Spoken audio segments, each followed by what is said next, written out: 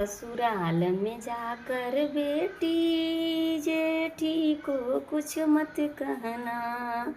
ससुराल में जाकर बेटी जेठी को कुछ मत कहना। अपनी भाभी सा व्यवहार बना के चलना बेटी।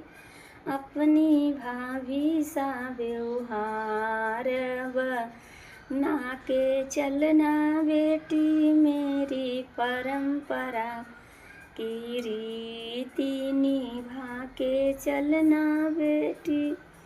ससुराल में जाकर बेटी ननदी को कुछ मत कहना। ससुराल में जाकर बेटी ननदी को कुछ मत कहना। अपनी दीदी सा व्यवहार बना के चलना बेटी। अपनी दीदी सा व्यवहार बना के चलना बेटी। मेरी परंपरा की रीति निभा के चलना बेटी। मेरी परंपरा की रीति निभा के चलना बेटी।